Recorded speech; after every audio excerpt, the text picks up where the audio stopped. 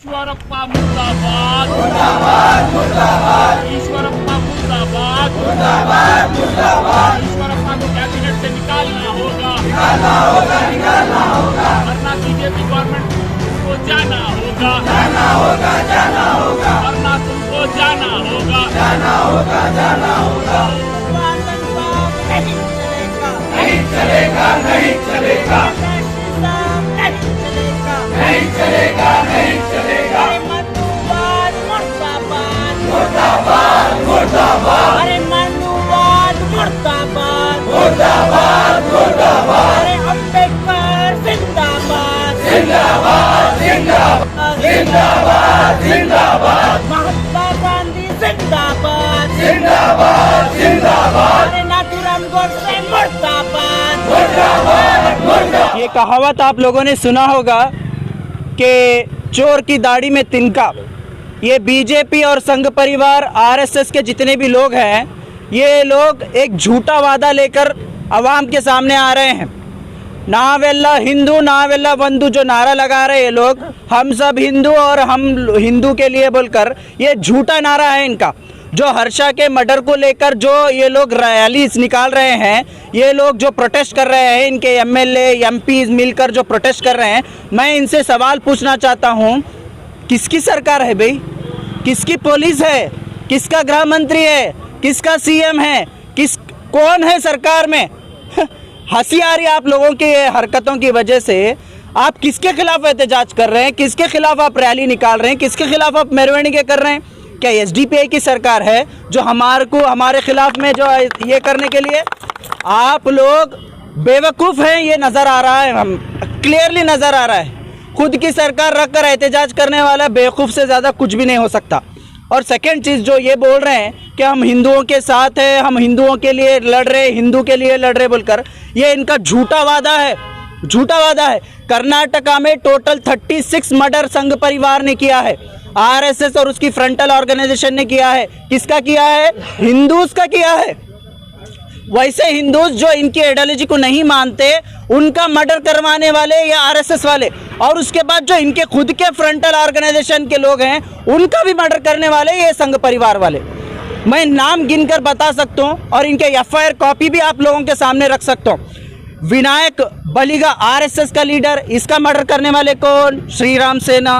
BJP leader Praveen पुजारी, इसका murder तो पूरे लोगों को मालूम है, कौन करे? आरएसएस। कृष्णैया पठारी कोंडापुर, इनका मर्डर किसने किया? आरएसएस ने।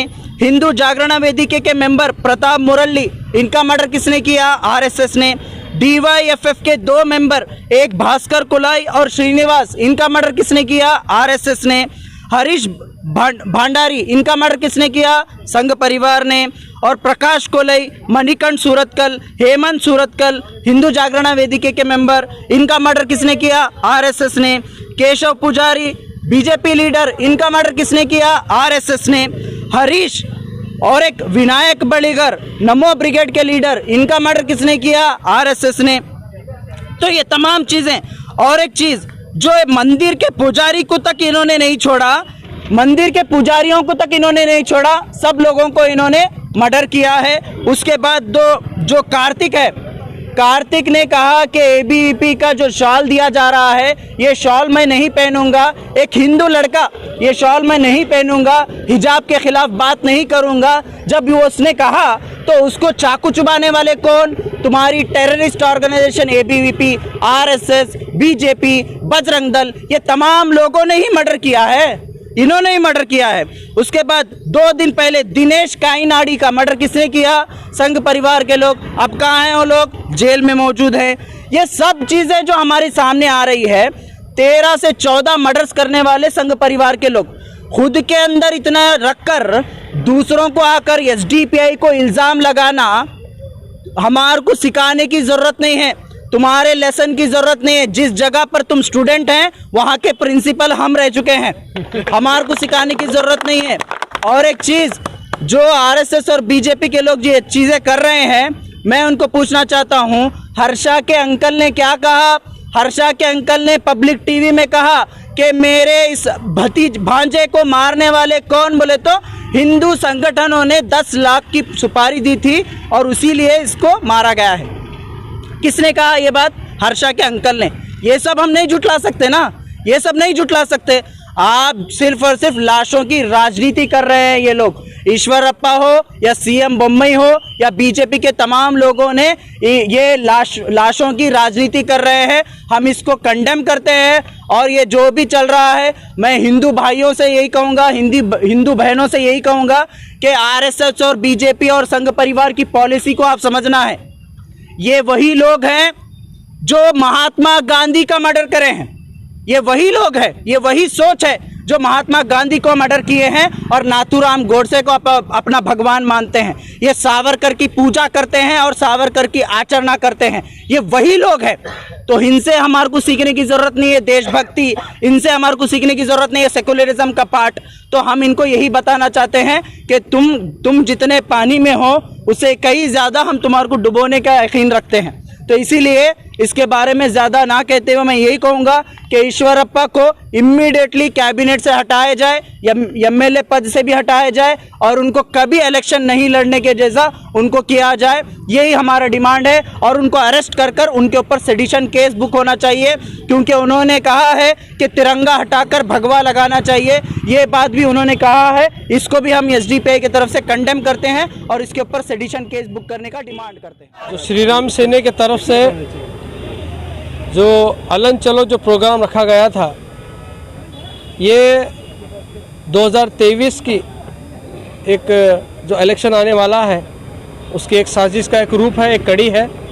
क्योंकि हमें मालूम है जिस तरह बाबरी मस्जिद का एक माहौल बनाकर बीजेपी गवर्नमेंट को जिस तरह से फ़ायदा हुआ है, ये बाबरी मस्जिद का जो माहौल है पूरे स्टेट में इस तरह बनाना चाह रहे हैं।